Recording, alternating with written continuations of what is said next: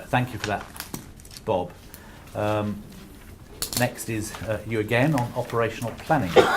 Okay, Chairman, and sort of we segued into this in the last item in some way, haven't we?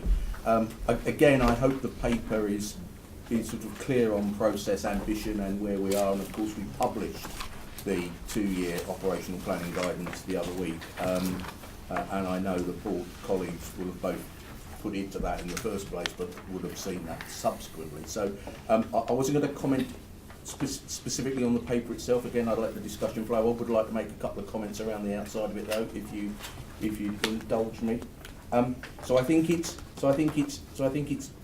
very important that we recognise that the drive to produce early 2-year operational planning guidance for the service effectively is a result of two things. Firstly, the service saying, can you release planning guidance earlier, please? And can you do it with a level of consistency and certainty that enables us to put good operational plans in place, or give us the best chance of putting operational plans in place that we can in the context of the challenging times that we sit in.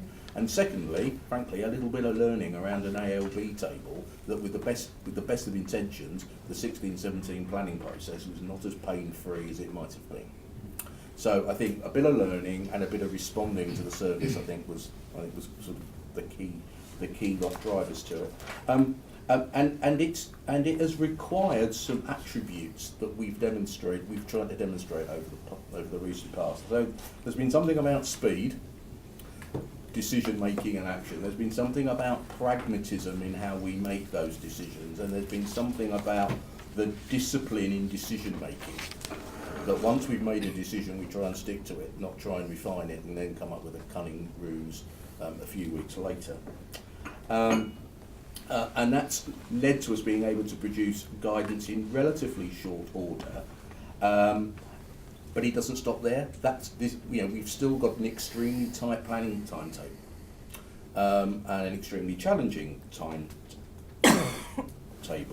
and both ourselves and particularly NHS, but I think our other ALB partners are quite aware that we need to maintain that discipline and pragmatic response to ensuring that we give the service the best chance as possible to land operational planning, and we get the benefit from it that we set out to achieve by bringing the planning process back.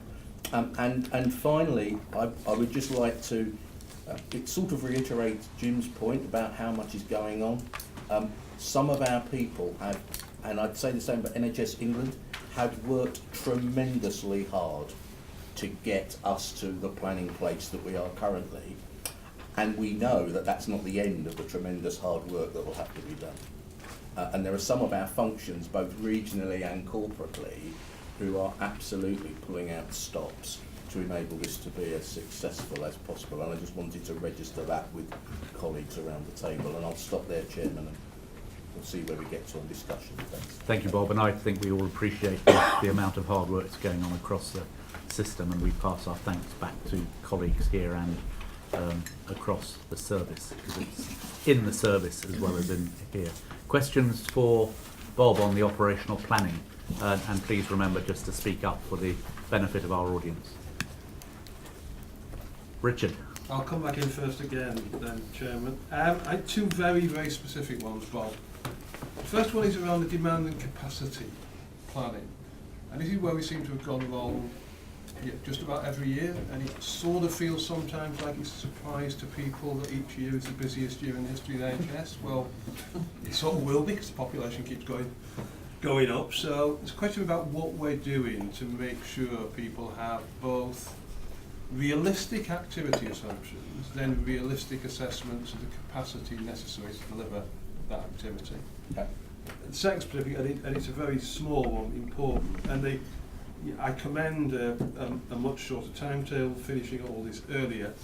The bit I was a bit unsure about was we don't publish the tariff until December, but we sign contracts in December. So my assumption is everyone is working on the consulted tariff price, and if that consultation leads to a problem, then there will be some issues about the contract signature dates.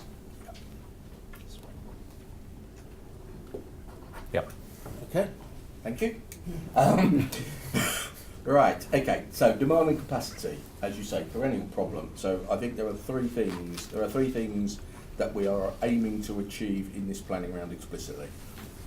In no order of importance. Firstly, joined up and agreed activity assumptions from NHSE and ourselves, and playing that out into the planning guidance, and linked with that a recognition on both parties that it's got to be landed in the context of what's happened in 16-17, what might have been happening, what might have been assumed to have happened in a nice model set 2 years ago. Secondly, an explicit process whereby at regional level the I and the E are coming together to assess what a commissioner says against what a provider says and how that plays together. And thirdly, a continuing demand and capacity training programme that's made available again between NHSI people, so Ian Wallen, who is Director of Information here, and counterparts in NHS England, running demand and capacity work sessions to support people in driving demand and activity. So a clearer set of assumptions, a more joined up assurance process between the I and the E, and underpinning that with some training and development piece. Your piece about the tariff is absolutely well made. Now, of course, the final point I'd say about the activity demand piece, of course, there will be some places where you would expect the 2-year operational plans to drop out of the first years of the STP conversation. Now, that won't happen everywhere, as we said in the last issue, but in some places it will. So those demand capacity conversations will already have happening. It doesn't start the moment that the planning guidance lands. The piece about the tariff, part of the decision-making process has been trying to make the tariff going forward as least susceptible to change as it could be. So we're going with HRG4+, which is what the service is asking in the main. We've run that. We had the sort of the technical consultation draft out earlier, and there's been some responses to that, and we've responded to that into what the consultation tariff is going to look like. We hope that in the main, the consulted tariff is the final tariff.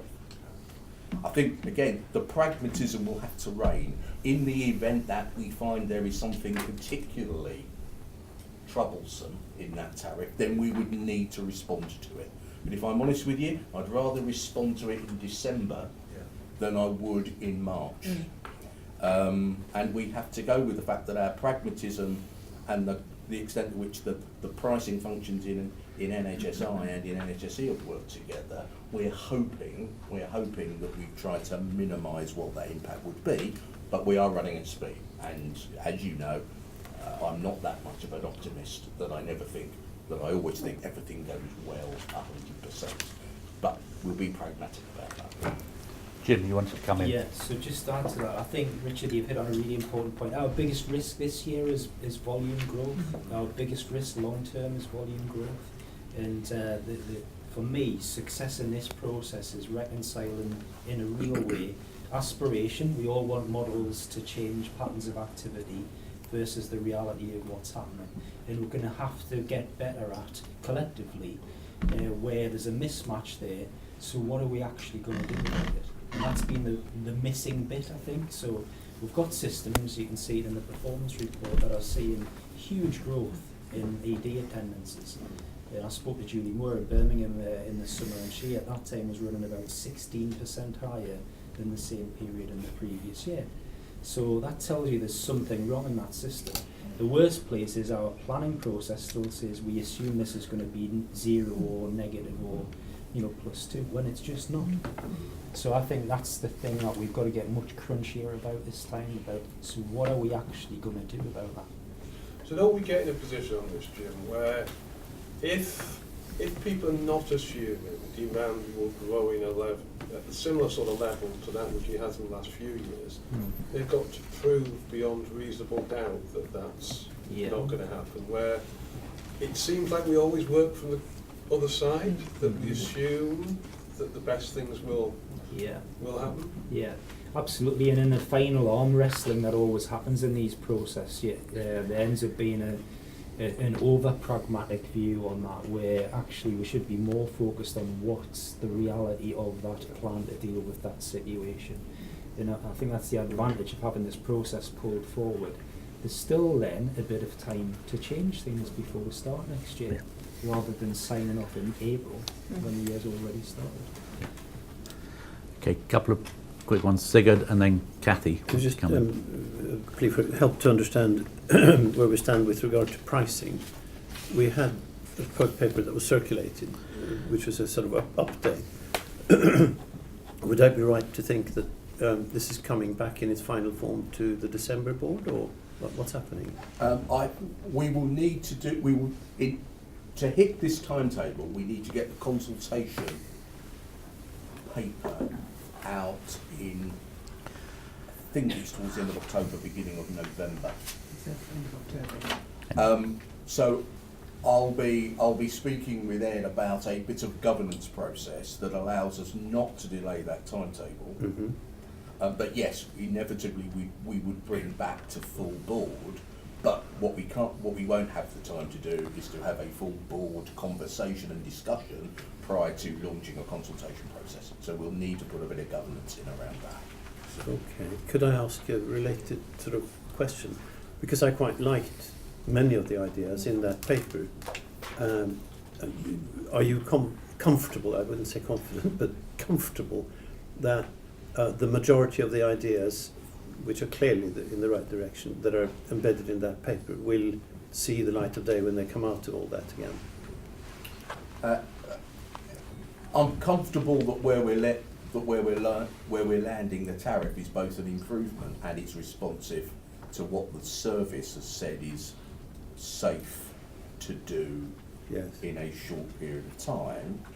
And coming back to my earlier point about discipline, we've seen with our colleagues to be able to control, to be able to not do things where we're not confident about having been able to at least get some level of impact analysis, both financially and clinically, before we formally consult on them. Good. Oh, that's what I was looking for. I'm reassured by that. Good. Thank you. Kathy. Just quickly, and just building back to the conversation about the volume of the increase each year, it seems to me that there'd be a couple of some things we could do to try and make sure we help land that in the best place. Is that assuming it doesn't suddenly become a zero sum game, that it actually continues high. If we're going to meet constitution standards, if we're going to have the fundamentals of the quality of care met and so on, we need to play in a couple of things from my mind. One is make sure that the clinical body across a patch, building on SDP relationships, etc., is cognizant of that and is clear how it can make sure that that's working well. And secondly, the productivity, because unless we play in the productivity element, there will be, you could imagine, there might well be a gap going forward. So I think I would suggest that we make sure we think about those two things. Otherwise, we will end up potentially where we've been before, where the best plans don't lead to what actually comes out in practice when it's played through during the year.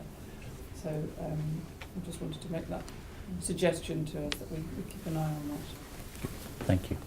So that, I think the planning guidance there is to note, but I think we should recognise that this is a significant and substantial improvement on previous years in terms of the timing of completion.